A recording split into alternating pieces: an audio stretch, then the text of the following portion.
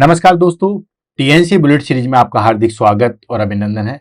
दोस्तों, जैसा कि पता है कि रोज सुबह 7 बजे हम टीएनसी बुलेट सीरीज के माध्यम से एक इम्पोर्टेंट क्लास आपके सामने लेके आते हैं। उस क्लास से रिलेटेड जो भी क्वेश्चन या डाउट होते हैं उन सबको हम क्लियर करते हैं और डायरेक्ट सेकेंडरी मेमोरी में उस क्लास को हम वो डाल लेते हैं। सबसे पहले जो कल की क्लास हमारी हुई थी CLD, जिसको हम क्रोनिक लीवर डिजीज के नाम से जानते हैं, उसमें बहुत सारे बच्चों के वो बहुत अच्छे अच्छे कमेंट आए। इवन टेलीग्राम पे तो मैंने काउंट किया था दोस्तों, 150 मैसेज जो थे वो बच्चों के थे। बच्चों ने वो उस क्लास के बारे में बहुत ज़्यादा तारीफ की है, बहुत ज़्यादा क्लास वो उनको अच्छी लगी है। साथ के साथ कहा है कि जो टॉपिक आज तक क्लियर नहीं हुए वो टॉपिक सारे क्लियर हो गए, जो चीज़ आज तक समझ में नहीं आई वो सारी चीज़ समझ में आ गई है। तो दोस्तों, एक टीचर के लिए ये बहुत बड़ी चीज़ होती है कि एक क्लास के लिए 150 कमेंट्स आ जाना, उसके बारे में इतनी अच्छी बात बोलना, यानी कि मैं कहूँ कि मैं तो पूरा मोटिवेशन से भर जाता हूँ। ठीक है, क्योंकि एक टीचर जो मेहनत करता है आपके लिए, हमने वो प्रॉमिस किया था, वादा किया था, शुरुआत की थी कि हम टीएनसी बुलेट सीरीज लाएंगे, हर एक दिन वो एक इम्पोर्टेंट क्लास लेके आएंगे और उस क्लास को बहुत अच्छे तरीके से वो हम डिस्कस करेंगे और उस पर अभी हम कंटिन्यू चले आ रहे हैं और आधे से ज़्यादा सफ़र हमने तय भी कर लिया है। ठीक है, 185 या 86 के समथिंग हमारे पास में वो आज क्लास हो चुकी है और आगे भी इसको हम करते रहेंगे। ठीक है, बहुत सारे बच्चों ने कहा कि सर इस क्लास को बंद तो नहीं करोगे। तो दोस्तों, हम कमिटमेंट से पीछे कभी भी नहीं हटेंगे। न टीएनसी पहले अपने कमिटमेंट से पीछे हटी है, न आज हटेगी, कभी भी वो इससे नहीं हटा जाएगा। ठीक है, कंटिन्यू 365 दिन चलेगी। 365 टॉपिक आपके पास में वो कंप्लीट करवा के ही हम आगे सोचेंगे। तो दोस्तों, इसी कड़ी में, टीएनसी बुलेट सीरीज की कड़ी में, आज का जो हमारे पास में टॉपिक रहेगा वो रहेगा दोस्तों सिफिलिस। सिफिलिस की बात करें तो सिफिलिस इतना बड़ा टॉपिक नहीं है। हालांकि जो कल की क्लास थी क्रोनिक लीवर डिजीज, वो हमारे पास में काफी बड़ी क्लास हुई थी। ठीक है, लेकिन आज की क्लास उतनी बड़ी नहीं होने वाली है। ये थोड़ी छोटा टॉपिक है और जल्दी वो फिनिश हो जाएगा। अगर हम बात करते हैं क्वेश्चन आंसर की कि सिफिलिस वो क्या होता है, किस तरीके से होता है, तो दोस्तों सिफिलिस की अगर हम बात करें तो सिफिलिस वो एक सेक्सुअल ट्रांसमिटेड डिजीज होती है, जिसकी वजह से बहुत सारे कॉम्प्लिकेशन आते हैं। ठीक है, बहुत सारी एबनॉर्मलिटी हमें देखने को मिलती है। और इसमें अगर हम क्वेश्चन आंसर की बात करें तो इसमें बेसिकली क्वेश्चन उसके इटियोलॉजी से रिलेटेड, पॉजिटिव ऑर्गेनिज्म बहुत बार एग्जाम में पूछा गया है कि सिफिलिस का वो पॉजिटिव ऑर्गेनिज्म क्या होता है। ऐसे जैसे हम टेस्ट की बात करें तो VDRL करते हैं, विनरल डिजीज रिसर्च लेबोरेटरी, तो इसकी फुल फॉर्म भी एग्जाम में बहुत बार पूछी गई है। तो 1 बाय 1 करके इसके बारे में पढ़ेंगे, देन उसके बाद वो आगे बढ़ेंगे। यहाँ पे जो क्वेश्चन पूछा जाता है वो बिल्कुल स्ट्रेट क्वेश्चन पूछा जाएगा। जैसे हमने CLD के अंदर कल की क्लास में बताया था कि इसके अंदर हर एक लाइन से क्वेश्चन पूछा जाता है और हर तरीके से क्वेश्चन पूछा जाता है, डायरेक्ट, इनडायरेक्ट, अप्लाइड, प्रैक्टिकल, सभी प्रकार का वो क्वेश्चन पूछा जाता है। लेकिन सिफिलिस में ऐसा नहीं है, इसमें डायरेक्ट क्वेश्चन पूछा जाएगा। और अब तक मैं कैलकुलेट करके बताऊं दोस्तों कि सबसे ज्यादा क्वेश्चन कहाँ पे पूछे गए हैं, तो सबसे ज्यादा क्वेश्चन पूछे गए हैं एक तो इसके पॉजिटिव ऑर्गेनिज्म पे। ठीक है, कि सेक्सुअल ट्रांसमिटेड डिजीज, या हम कहें कि ये सिफिलिस वो किसकी वजह से होता है। दूसरा जो क्वेश्चन पूछा गया है वो पूछा गया है दोस्तों इसके टाइप पे। तीसरा जो मेन क्वेश्चन पूछा गया है, जो लेबोरेटरी टेस्ट हम करते हैं, जिसमें एक टेस्ट आता है serological test, that is called VDRL। तो ये काफी बार एग्जाम में पूछा गया कि VDRL टेस्ट वो किसके लिए किया जाता है। कुछ एग्जाम में तो VDRL की फुल फॉर्म भी पूछी गई है, that is called venereal disease research laboratory. तो 1 बाय 1 करके चलते हैं, देन उसके बाद वो आगे बढ़ते हैं कि किस तरीके से इसको हम ठीक कर सकते हैं। कोई टाइम पे सिफिलिस वो बहुत मेजर डिजीज के रूप में वो उभर के सामने आया था और उसको कंट्रोल करने के लिए मैं एक स्टोरी बता रहा हूं कि उसको कंट्रोल करने के लिए वो हमारे पास में जो पेनिसिलिन था वो काफी ज्यादा वो कारगर सिद्ध हुआ है। जैसे बूम आया है वैसे ही वो पेनिसिलिन तभी लोगों ने जानना सीखा है। ठीक है, पेनिसिलिन पहले भी था, लेकिन जो पेनिसिलिन का मेन यूज है वो इस सिफिलिस की वजह से है। जैसे फॉर एग्जांपल मैं आपको बताऊं दोस्तों, अभी कुछ दिन पहले वो कोरोना डिजीज हुई थी। ठीक है, कोरोना डिजीज हुई थी तो उसके अंदर वो हमारे पास में ऐसी चीजें, ठीक है, सामने निकल के आई थी जिसका कोई पहले यूज ही नहीं लेता था।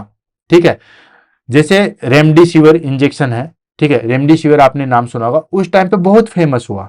ठीक है, तो ये कुछ ऐसी चीजें आती है कि ये इंजेक्शन मिलना मुश्किल हो गया था, इतना ब्लैक में इतना महंगा चल रहा था जिसकी कोई हद नहीं है। ठीक उसी तरीके से जब सिफिलिस ऑर्गेनाइज हुआ था या मार्केट में आया था, तो सिफिलिस का कंट्रोल जो है वो पेनिसिलिन की वजह से हुआ था। तो पेनिसिलिन ने अपना बहुत प्रचार किया है। ये एक मैं आपको स्टोरी बता रहा हूं जो कि बिल्कुल रियल और ट्रुथ है। अब हम ले लेते हैं हमारे टॉपिक को, that is called syphilis.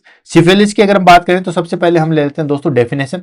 Definition हो गई हमारे पास में, syphilis is chronic sexual transmitted infection, यानी कि ये जो है वो हमारे पास में एसटीआई है या एसटीडी है, सेक्सुअल ट्रांसमिटेड डिजीज, या फिर उससे अच्छा वर्ड हो गया हमारे पास में सेक्सुअल ट्रांसमिटेड इन्फेक्शन।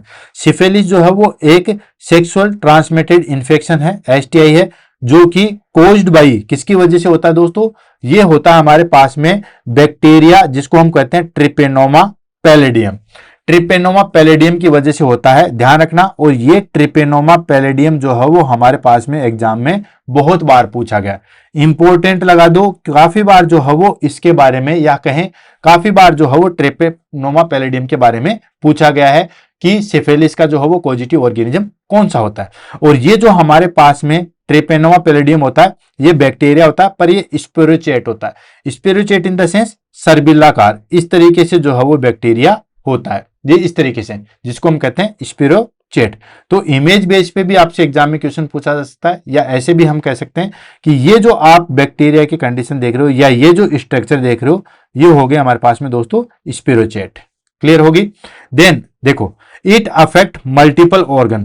बहुत सारे लोग यही समझते हैं कि जो सिफिलिस है वो सिर्फ जेनेटल ऑर्गन्स को अफेक्ट करता है। जी नहीं दोस्तों, सिफिलिस जो है बहुत सारे ऑर्गन को अफेक्ट करता है, जैसे कि इंक्लूडिंग स्किन। ठीक है, पूरी स्किन पे रेसेज हो जाते हैं, खासतौर से पीठ पे, इवन पाम पे भी जो है वो रेसेज हो जाते हैं। तो it affect multiple organ, that is called including skin, mucous membrane, heart, brain and eyes if untreated. अगर सिफिलिस को ठीक नहीं किया गया है तो ये बहुत सारे ऑर्गन पे जो है वो अफेक्ट डालता है, जिससे कि skin, mucous membrane, heart, brain और आइज पे जो है वो इफेक्ट डालता है। नेक्स्ट आ जाता है हमारे पास में दोस्तों कोजिटिव एजेंट। कोजिटिव एजेंट के बारे में एक लगभग जो हो मैंने आपको बता दिया था कि कोजिटिव ऑर्गेनिज्म क्या है, ट्रिपेनोमा पैलेडियम, और इसी के बारे में जो हो एग्जाम में सबसे ज्यादा क्वेश्चन पूछा था। तो ऑर्गेनिज्म की बात करें तो ऑर्गेनिज्म हो गया हमारे पास में ट्रिपेनोमा पैलेडियम। ठीक है, और ये जो है वो किस टाइप का होता है दोस्तों, ये स्पिरोचेट होता है, यानी कि स्पाइरल शेप्ड बैक्टीरिया होता है। स्पाइरल शेप्ड मैंने आपको बता दिया, इस तरीके से सर्पिलाकार जो है वो बैक्टीरिया होता है। अब बात कर लेते हैं हम ट्रांसमिशन की, कि ये बैक्टीरिया कैसे ट्रांसफर होता है। ठीक है, तो सबसे मेन ट्रांसफर का तो कारण होता है सेक्सुअल कॉन्टेक्ट, मोस्ट कॉमन होता है। ठीक है, तो सबसे मेन चीज होती है हमारे पास में बैक्टीरियल ट्रांसमिशन की, वो होता है सेक्सुअल कॉन्टेक्ट के माध्यम से जो है वो बैक्टीरिया ट्रांसफर होता है। और भी बहुत सारे रीजन है, लेकिन सबसे मेन रीजन जो है वो यही होता है। एग्जाम से आपसे पूछाएगा मोस्ट या इंपॉर्टेंट, तो वो सबसे मोस्ट या इंपॉर्टेंट जो है वो कौन सा होता है हमारे पास में, सेक्सुअल कॉन्टेक्ट। बाकी अलग किस तरीके से जो है वो ये फैलता है, कंजेनाइटल भी फैलता है। कंजेनाइटल इन द सेंस, अगर मदर को सिफिलिस है तो फीटस को भी जो है वो हो सकता है वाया प्लेसेंटा। ठीक है, प्लेसेंटा को जो है वो हमारे पास में सिफिलिस वाला जो है वो क्रॉस कर सकता है, और मदर को अगर सिफिलिस है तो बच्चे को भी जो है वो सिफिलिस हो सकता है। नेक्स्ट, ब्लड ट्रांसफ्यूजन के द्वारा भी होता है, लेकिन बहुत रेयर है। आजकल 0.001% चांसेस होते हैं। क्यों? क्योंकि आजकल जो है बहुत स्ट्रिक्ट टेक्निक यूज की जाती है। ब्लड देने वाले का भी टेस्ट किया जाता है, लेने वाले का तो स्पेशली जो है वो किया जाता है। Next, direct contact with the infected source. अगर कहीं पे भी डायरेक्ट जो है वो हमारे पास में वुंड बने हुए हैं, सोर बने हुए हैं, उस पर अगर हम डायरेक्ट टच हो जाए या डायरेक्ट कॉन्टेक्ट हो जाए, ठीक है, तो हमारे पास में जो है वो सिफिलिस ट्रांसफर हो सकता है। तो सेक्सुअल कॉन्टेक्ट के माध्यम से हो सकता है, कंजेनाइटल हो सकता है, मदर से फीटस वाया प्लेसेंटा भी हो सकता है, ब्लड ट्रांसफ्यूजन के द्वारा भी हो सकता है, और डायरेक्ट कॉन्टेक्ट के द्वारा भी हो सकता है। लेकिन इसमें सबसे इंपॉर्टेंट हमारे पास में जो है वो सेक्सुअल कॉन्टेक्ट आता है। नेक्स्ट आ गया हमारे पास में दोस्तों सिफिलिस के जो है वो सिम्टम्स। सिफिलिस के जो सिम्टम्स हैं वो बेसिकली हम जो है वो 3 कैटेगरी में या 3 स्टेज के अंदर जो है वो इंक्लूड करते हैं। कौन कौन सा? फर्स्ट स्टेज, सेकेंड स्टेज और थर्ड स्टेज। इन्हीं स्टेज के आधार पे जो हम सिफिलिस को डिवाइड करेंगे, ध्यान रखना, इसी स्टेज के आधार पे। सिफिलिस के जो सिम्टम्स है, पहले बिल्कुल नॉर्मल सिम्टम्स सामने आएंगे, फिर उससे ज्यादा डीपली वाले आएंगे, और उसके बाद जो इंटरनली ऑर्गन है वो भी अफेक्टेड हो जाते हैं। ठीक है, तो 1 बाय 1 करके लेते हैं। सबसे पहले हम ले लेते हैं स्टेज फर्स्ट के अंदर। जैसे मान लो किसी पर्सन को जो है वो सिफिलिस हुआ, सिफिलिस होने के बाद सबसे पहले क्या होगा दोस्तों, हल्का हल्का हेडेक चालू हो जाएगा, स्किन पे छोटे छोटे अल्सर बनना हो जाएंगे, जैसे हमारे पास में फुंसी नहीं होती वो हो जाएगा, मसल्स पेन चालू हो जाएगा और वीकनेस एंड फटीग हो जाएगी। ये अर्ली स्टेज में है, ठीक है। तो इसको हम स्टेज फर्स्ट के नाम से जानते हैं। इसी स्टेज के आधार पे अब हम सिफिलिस को जो है वो आगे किसमें क्लासिफाई भी करेंगे। स्टेज सेकंड में क्या होता है, अब ये जो है वो डीपर चला जाता है, अंदर टिश्यू में चला जाएगा और आगे और ज्यादा कॉम्प्लिकेशन क्या करेगा, पहले तो स्किन के छोटे छोटे अल्सर थे वो अब रेशेज में बदल जाएंगे, ठीक है। और फिर म्यूकोसा जो है वो डैमेज हो जाएगी, माउथ की या इन सब चीज की जो म्यूकोसा वो डैमेज हो जाएगी, वेट लॉस हो जाएगा और फीवर वगैरह जो है वो आने लग जाएगा। अब उसके बाद आता है, अगर यहां तक भी हमने ठीक नहीं किया तो फिर स्टेज थर्ड में चला जाएगा। स्टेज थर्ड में जाने के बाद जितने में हमारे पास में जो इंटरनल ऑर्गन है उनको ये अफेक्ट करेगा। क्या करेगा, जैसे ब्रेन को अफेक्ट करेगा, उसमें है में डिमेंशिया एंड साइकोटिक डिसऑर्डर, ठीक है। डिमेंशिया आपको पता है मेमोरी लॉस वगैरह जो है वो होने लग जाएगी। साइकोटिक डिसऑर्डर कोई भी जो है वो थिंकिंग से रिलेटेड या हम कहें कि साइकेट्रिक डिसऑर्डर चालू हो जाएंगे। नेक्स्ट आ जाता है हमारे पास में इंटरनल ब्लीडिंग जो है वो चालू हो जाएगी, जो इंटरनल ब्लीडिंग है वो चालू हो जाएगी। And damage to internal organs, जो इंटरनल ऑर्गन्स है जैसे लीवर हो गया, हार्ट हो गया, किडनी हो गया, ये सारे डैमेज होना चालू हो जाएंगे और रेस्पिरेटरी फेलियर की कंडीशन आने लग जाएगी, ठीक है। तो स्टेज फर्स्ट के अंदर हम किसको इंक्लूड करें, जो नॉर्मल साइन सिम्टम्स आते हैं इसको हमने स्टेज फर्स्ट के अंदर जो है वो इंक्लूड किया। सेकंड हमारे पास में स्टेज सेकंड, इसके अंदर हमने किसको इंक्लूड कर दिया, जो रेशेज हुए, म्यूकोसल डैमेज हुए, वेट लॉस हुआ, हीट हुआ, इनको हमने इंक्लूड किया। स्टेज थर्ड के अंदर हमने क्या किया, जो इंटरनल ऑर्गन इन्वॉल्व हुए थे वो सारी चीजें हमने जो है वो इसके अंदर इंक्लूड की है। नेक्स्ट आ जाता है हमारे पास में that is called type of syphilis. Type of syphilis की बात करें और ये देखो टाइप ऑफ सिफिलिस जो है बेस्ड किसके होता है, बेस्ड ऑन स्टेज, स्टेज के ऊपर जो है वो बेस्ड होता है। कौन, जो हमारे पास में फर्स्ट स्टेज, सेकंड स्टेज और थर्ड स्टेज थी उसके बेस के आधार पे जो है वो होता है। प्राइमरी सिफिलिस होता है, सेकेंडरी सिफिलिस होता है, टर्सरी सिफिलिस होता है और बाकी जो है वो हमारे पास में अलग जो है वो सिफिलिस आएंगे जिसको हम अदर्स के नाम से जानते हैं। पहला आ गया हमारे पास में प्राइमरी सिफिलिस। प्राइमरी सिफिलिस क्या होता है दोस्तों, टाइम फ्रेम की बात करें तो ये 10 से 90 डेज के अंदर जो है वो एक्सपोजर, यानी कि आज एक्सपोजर हुआ उसके 10 से 90 दिन के अंदर जो है वो साइन सिम्टम्स आना चालू करेंगे, ठीक है। यानी कि इसका इंक्यूबेशन पीरियड हम कह सकते हैं काफी लंबा हो जाता है, 10 to 90 डेज का जो है वो एक्सपोजर के बाद में होता है।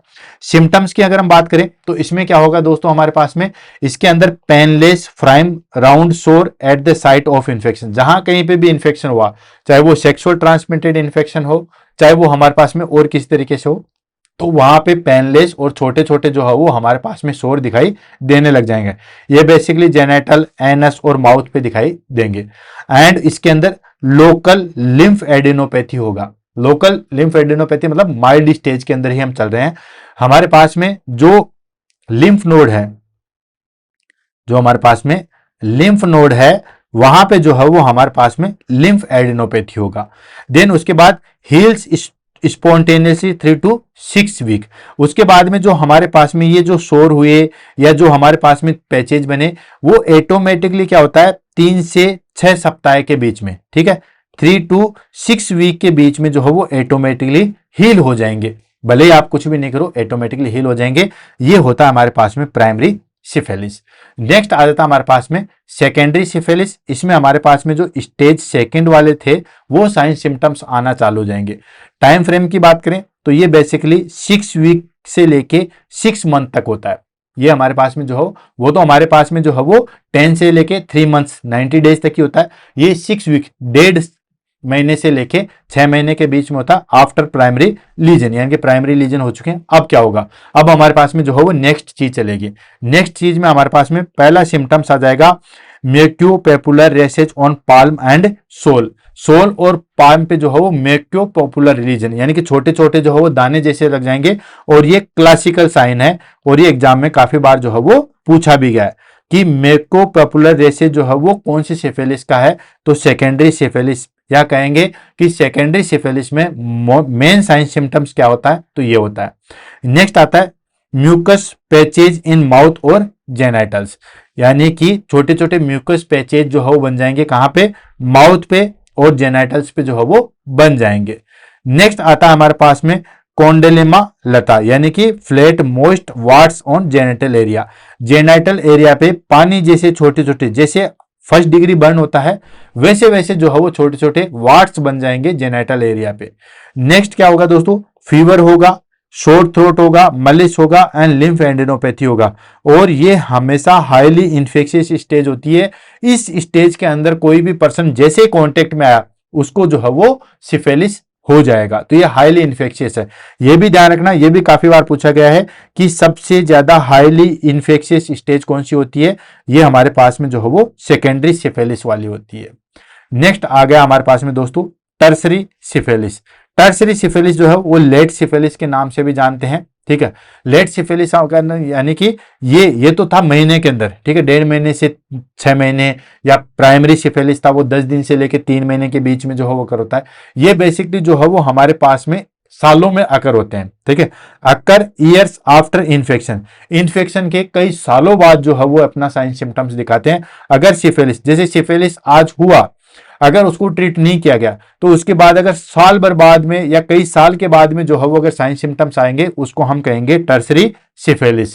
और ये नॉन कंटेजियस होता है। नॉन कंटेजियस का मतलब होता है कि अगर टच भी कर लोगे या जो इन सब चीजों से जो हो वो ये नहीं फैलेगा। इसको हम बोलते हैं दोस्तों लेट सिफिलिस। नेक्स्ट आता है लेटेंट हमारे पास में, लेटेंट सिफिलिस। लेटेंट सिफिलिस का मतलब होता है, लेटेंट का मतलब होता है काफी बाद में, देर से, इसको हम बोलते हैं latent syphilis. Latent syphilis no symptoms but serologically positive, ठीक है। यानी कि लेटेंट सिफिलिस का मतलब होता है सिफिलिस प्रेजेंट तो है, ठीक है, सिफिलिस उस पर्सन के अंदर तो है लेकिन कोई साइन सिम्टम्स नहीं है, किसी भी प्रकार का मैलेज, किसी भी प्रकार का पैचेज, कोई फीवर, कोई भी जो है वो कुछ भी नहीं है, लेकिन अगर आप टेस्ट करोगे ना तो वो पॉजिटिव निकलेगा। इसको हम बोलते हैं लेटेंट सिफिलिस। ये भी दो कैटेगरी में डिवाइड किया गया, अर्ली लेटेंट और लेट लेटेंट। अर्ली लेटेंट का मतलब होता है इन्फेक्शन को हुए हुए जस्ट 1 साल से जो है वो कम हुआ है, यानी कि 1 साल से ही कम हुआ है, ये इन्फेक्शियस होता है, ठीक है। अगर 1 साल से कम का ही हुआ है तो वो इन्फेक्शियस होता है, ठीक है। और अगर 1 साल से ज्यादा का हुआ है तो वो लेस इन्फेक्शियस होता है, वो जो है वो इतना हार्मफुल नहीं होता है। तो ये हमारे पास में जो है वो सिफिलिस के टाइप थे, कौन कौन से, primary syphilis, secondary syphilis, late syphilis, sorry tertiary syphilis और लेटेंट सिफिलिस। एक आ जाता हमारे पास में कंजेनाइटल सिफिलिस, ठीक है। हालांकि कंजेनाइटल सिफिलिस को इसके अंदर इंक्लूड नहीं करते हैं। वो बेसिकली कब अकर होता है, ये बेसिकली जब मदर से अगर मान लीजिए किसी मदर को जो है वो सिफिलिस है और जेनाइटल एरिया में जो है वो इन्फेक्शन है, तो बच्चा जैसे ही बाहर निकलेगा, ठीक है, या हम कहें कि प्लेसेंटा के द्वारा जो होता है उसको हम बोलते हैं that is called congenital syphilis. Sorry, congenital syphilis मतलब जन्मजात, ठीक है।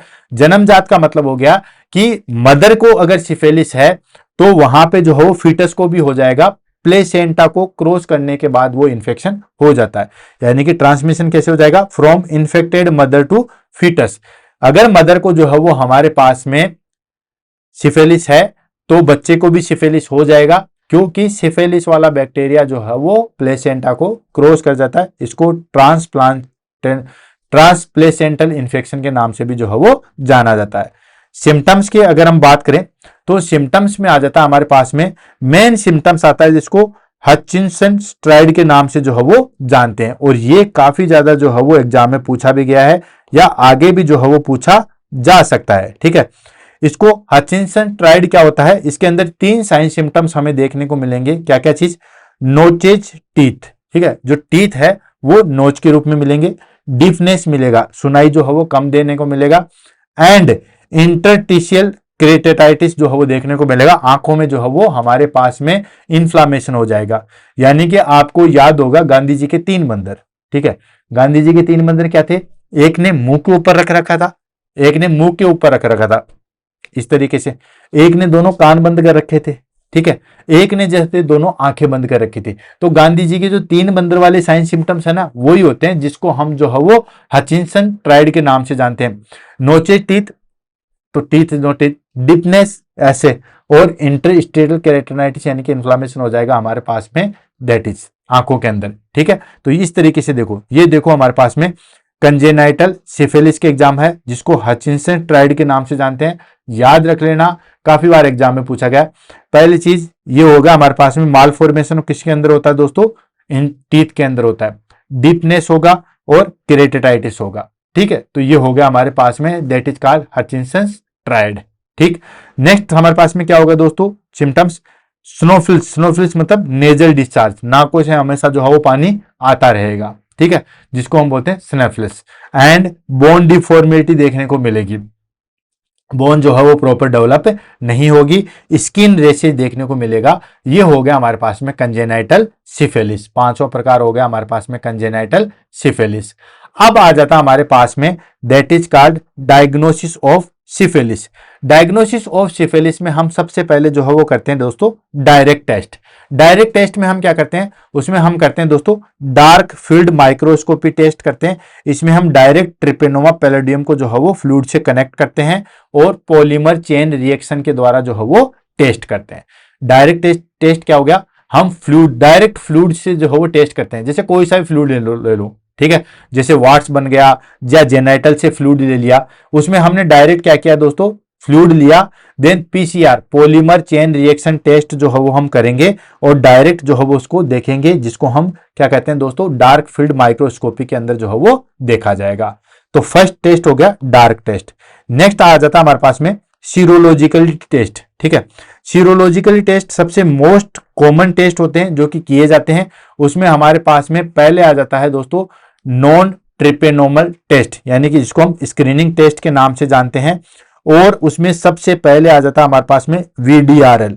वीडीआरएल की फुल फॉर्म होगी विनरल डिजीज रिसर्च लेबोरेटरी, और ये एग्जाम में काफी बार जो है वो क्वेश्चन पूछा गया है। ठीक है, तो मैं यहाँ पे इंपॉर्टेंट यहाँ पे भी लिख देता हूं, काफी बार जो है वो एग्जाम में क्वेश्चन पूछा गया है, विनरल डिजीज रिसर्च लेबोरेटरी। ठीक है, इसकी फुल फॉर्म। देन उसके बाद जो है वो हम टेस्ट करते हैं आरपीआर, रैपिड प्लाज्मा रिगेन। ठीक है, ये टेस्ट किया जाता है। ठीक, देन उसके बाद फॉल्स पॉजिटिव पॉसिबिलिटी जो है वो इसके अंदर होती है। ठीक है, यानी कि फॉल्स पॉजिटिव पॉसिबिलिटी जो है इसमें होती है, ये इसके अंदर होती है। वीडीआरएल के अंदर जो है वो ऐसा नहीं है। And use for screening monitoring treatment. ठीक है, एंड स्क्रीनिंग टेस्ट को जो है वो ट्रीटमेंट मॉनिटरिंग में भी काम में लेते हैं। तो ये एक चीज ध्यान रखना, विनरल डिजीज रिसर्च लेबोरेटरी, ये काफी बार जो है वो एग्जाम में क्वेश्चन पूछा गया। ये नॉन ट्रिपेनोमल टेस्ट होते हैं। सेकेंड आ जाता है बी, दैट इज कॉल्ड हमारे पास में ट्रिपेनोमल टेस्ट। उसमें हम क्या करते हैं दोस्तों, उसमें हम बेसिकली जो है वो पूरा जो है वो स्मेयर बना के क्या करते हैं, हमारे पास में ये नॉन ट्रिपेनोमल टेस्ट।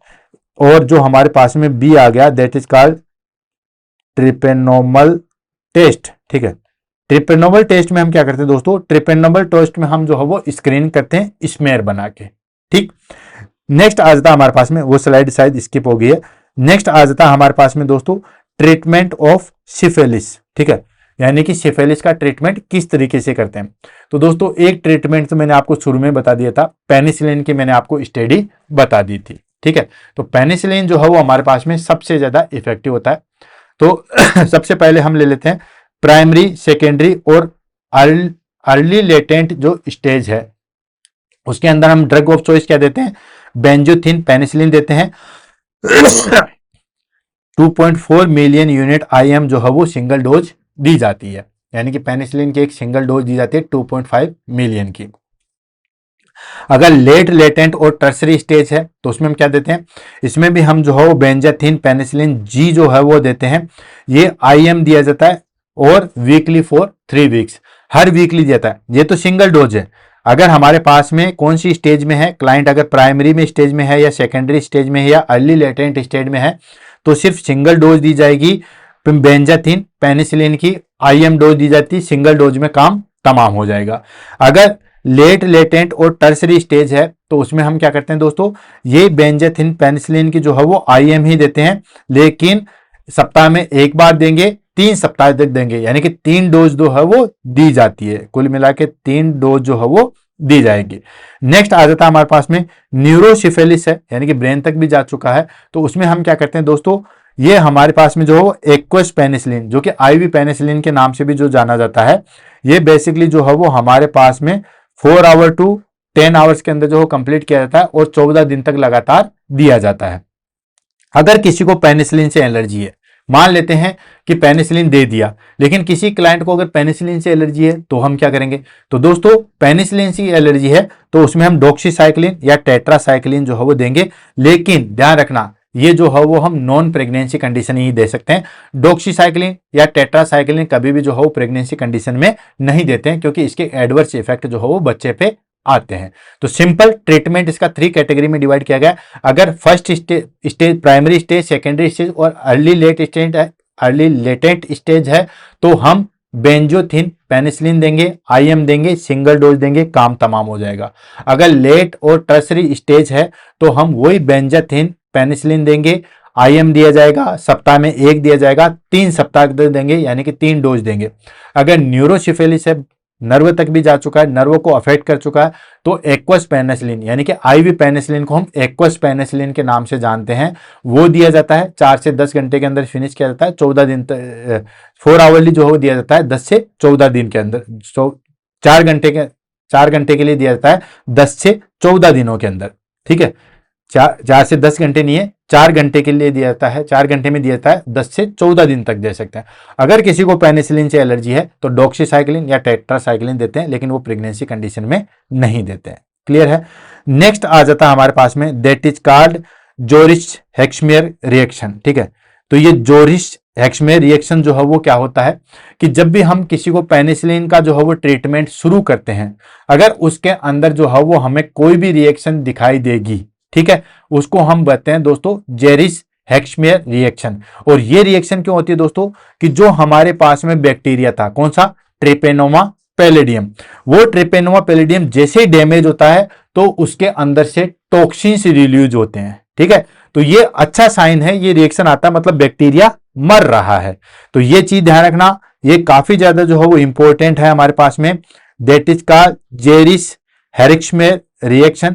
जेरिस हेक्समेयर रिएक्शन जो है वो हमारे पास में जैसे हमने ट्रीटमेंट शुरू किया, देन उसके बाद 24 घंटे बाद जो है वो शुरुआत हो जाती है, यानी कि acute febrile reaction seen within 24 hours of starting treatment. जैसे ही हमने जो है वो ट्रीटमेंट स्टार्ट किया, 24 घंटे के अंदर जो है वो रिएक्शन चालू हो जाएगी। इसके अंदर क्या होगा दोस्तों?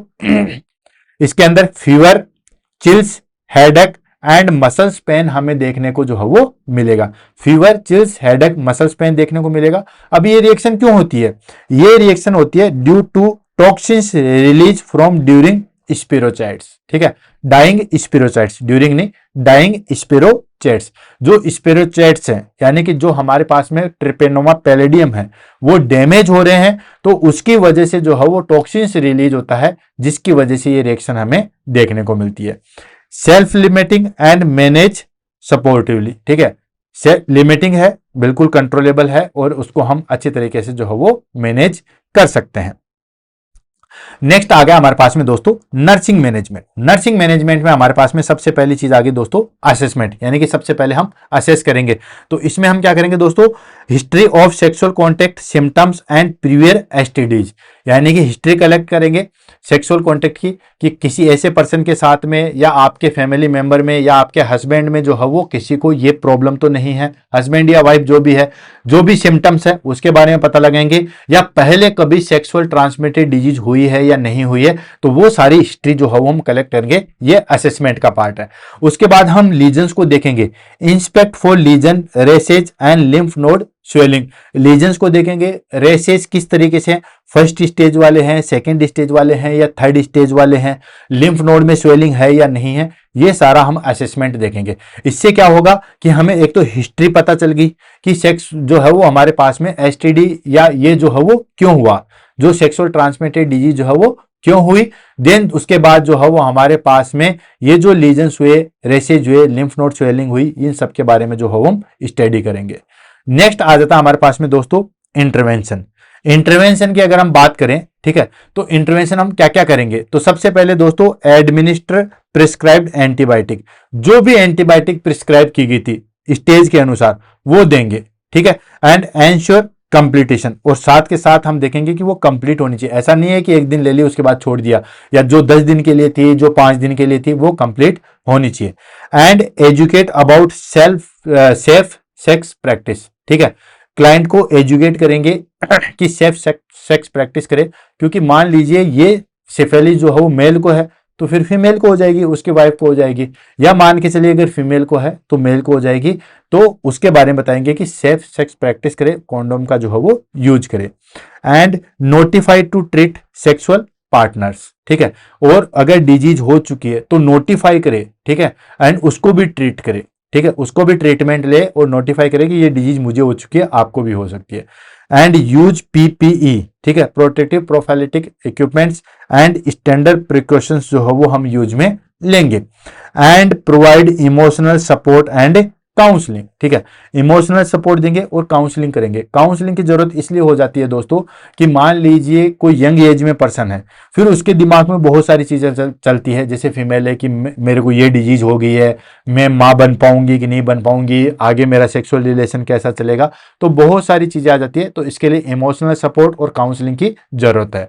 And report to health authority as syphilis as notifiable disease, ठीक है। सिफिलिस का जो है वो रिकॉर्ड रखा जाता है, जैसे HIV का है, जैसे हमारे पास में जो है वो हेड इंजरी का कई बार रिकॉर्ड रखा जाता है, तो ये रिकॉर्डेबल डिजीज है, तो हेल्थ अथॉरिटी को जो है वो आप रिपोर्ट करोगे। ये इंटरवेंशन जो है वो हम सिफिलिस में करते हैं।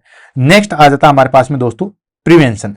प्रिवेंशन की बात करें कि कैसे हम जो है वो इससे बचा जा सकता है, तो दोस्तों अगर आपने कोजेज पढ़ लिए हैं, सिफिलिस क्यों होता है, ठीक है, आपने ट्रांसमिशन पढ़ लिया है कि सेक्सुअल कांटेक्ट से होता है, ब्लड ट्रांसफ्यूजन से होता है, देन उसके बाद जो है वो इस तरीके से होता है, तो किस तरीके से आप प्रिवेंशन कर सकते हो। तो सबसे पहले आ जाता है हमारे पास में सेफ सेक्स प्रैक्टिस, यानी कि कॉन्डोम का जो है वो यूज करोगे। And regular screening in high risk individual, ठीक है। हाई रिस्क इंडिविजुअल कौन से, जो पहले से सेक्सुअल ट्रांसमिटेड डिजीज से सफर कर चुके हैं, तो उनमें जो है वो रेगुलर स्क्रीनिंग करेंगे, रेगुलर जो है वो जांच करेंगे। And prenatal testing for pregnancy woman, जो प्रेग्नेंट वुमन है उसमें प्रीनेटल टेस्टिंग करेंगे, पहले ही टेस्टिंग कर लेंगे। अगर सिफिलिस है तो हम उसको बोलते हैं, एडवाइस करते हैं, एजुकेट करते हैं कि इस टाइम पे आपको जो है वो कंसीव नहीं करना है, या इस टाइम पे आप प्रेगनेंसी प्लान नहीं करो तो बेटर रहेगा। Next, treatment of sexual partners. Of course अगर किसी पर्सन को, मान लो मेल को सिफिलिस है, तो साथ के साथ फीमेल का भी ट्रीटमेंट होना चाहिए, ठीक है। और अगर फीमेल को जो है वो सिफिलिस है तो मेल के साथ साथ उसका जो सेक्सुअल पार्टनर है उसका ट्रीटमेंट भी जो है वो कंटिन्यूस होना चाहिए, भले उसमें इन्फेक्शन ना हो, तो जितना जो नॉर्मल ट्रीटमेंट है वो होना चाहिए। एंड एजुकेशन ऑन STDs, ठीक है, सेक्सुअल ट्रांसमिटेड डिजीज क्या होती है, किस तरीके से होती है, किस तरीके से फैलती है, कैसे क्या करना है, उन सब के बारे में जो हम एजुकेट करेंगे तो हम सिफिलिस से जो है वो बच सकते हैं।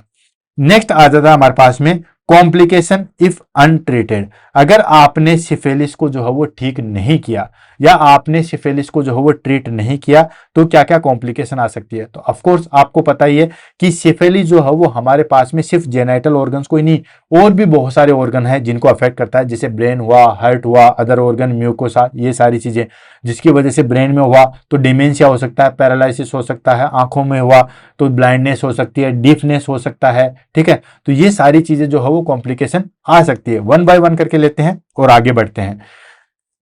परमानेंट डैमेज ऑफ ब्रेन, अगर सिफिलिस को कंट्रोल या ट्रीट नहीं किया गया है तो डैमेज, ब्रेन जो है वो परमानेंट डैमेज हो सकता है, हार्ट डैमेज हो सकता है, एंड अदर ऑर्गन जो है वो डैमेज हो सकते हैं। पैरालिसिस की कंडीशन हो सकती है, डिमेंशिया की कंडीशन हो सकती है, और ब्लाइंडनेस हो सकता है। नेक्स्ट, स्टिल बर्थ और कंजेनाइटल सिफिलिस हो सकता है, ठीक है ना। देन उसके बाद स्टिल बर्थ मतलब बच्चा मरा हुआ पैदा हो सकता है, या उसके अंदर जो है वो सिफिलिस हो सकता है। और एरोटिक एनोरिज्म, एनोरिज्म का मतलब होता है दोस्तों कोई भी आर्टरी या ब्लड वेसल्स है, ठीक है, उसका एक्सेसिव डायलेशन हो जाना, जैसे ये इस तरीके से, ठीक है, इसको हम बोलते हैं दोस्तों एनोरिज्म। एनोरिज्म जो है वो हमारे पास में एक्सेसिव डायलेशन हो जाता है किसी भी ब्लड वेसल्स का, तो एरोटिक एनोरिज्म जो है वो देखने को मिलता है। ये हमारे पास में जो है वो लेट कार्डियोवेस्कुलर सिफिलिस में देखने को मिलता है। अगर आपने सिफिलिस को ट्रीट नहीं किया गया तो ये सारी कॉम्प्लिकेशन जो है वो आ सकती है। क्लियर है। नेक्स्ट आ जाता है हमारे पास में दोस्तों स्टेजेज ऑफ सिफिलिस के निमोनिक्स के बारे में बात करते हैं। तो स्टेज कौन कौन सी थी दोस्तों, हमारे पास में 3 प्रकार की स्टेज थी, ठीक है, तो इसको हम निमोनिक्स के रूप में लेंगे। तो प्राइमरी इज पेनलेस सोर, ठीक है, प्राइमरी स्टेज में जो है वो सोर बनते थे लेकिन वो पेनलेस थे, ठीक है। Secondary skin races, secondary is skin races, यानी कि सब कहां कहां से वर्ड लिया है, टी से। जैसे फर्स्ट, प्राइमरी इज पेनलेस, ठीक है, प्राइमरी जो है वो पेनलेस सौर बनती है। Secondary, secondary is skin races, secondary stage में जो है वो स्किन रेसेज बनते हैं। And tertiary is trouble in organs, बाकी ऑर्गन को जो है वो अफेक्ट करती है, ट्रबल करती है। तो ये हमारे पास में, जैसा कि हर क्लास के अंदर हम जो है वो निमोनिक्स लेके आते हैं, उसके टाइप पे हम निमोनिक्स ले आते हैं, उसके कॉम्प्लिकेशन पे हम निमोनिक्स ले आते हैं, उसकी ईटियोलॉजी पे हम निमोनिक्स ले आते हैं, उसके प्रिवेंशन पे हम निमोनिक्स ले आते हैं, उसके मैनेजमेंट पे हम निमोनिक्स ले आते हैं, हर चीज पे हम निमोनिक्स लेके आते हैं। आज हम निमोनिक्स लेके आए हैं दोस्तों stage of syphilis. Stage of syphilis में हमारे पास में 3 स्टेज थी, कौन कौन सी, प्राइमरी स्टेज, सेकंड थी हमारे पास में सेकेंडरी स्टेज, और थर्ड थी हमारे पास में टर्सरी टर्सरी स्टेज। तो तीनों स्टेज को हम जो है वो ले लेते हैं। प्राइमरी स्टेज इज पेनलेस सोर, secondary stage is skin races, tertiary stage is trouble in organ. तो इस तरीके से हमारे पास में निमोनिक्स हो गया। तो दोस्तों इसी के साथ जो है वो आज की क्लास को हम यहाँ पे समाप्त करते हैं। क्लास कैसे लगी उसके बारे में जरूर बताइएगा, और क्या इंप्रूवमेंट्स आते हैं वो भी आप बताइएगा, उसको भी हम लेके आएंगे, और कौन सा टॉपिक आप पढ़ना चाहते हो उसके बारे में बताइएगा। तब तक के लिए दोस्तों all the best, have a nice day, thank you so much. Comment जरूर कीजिएगा।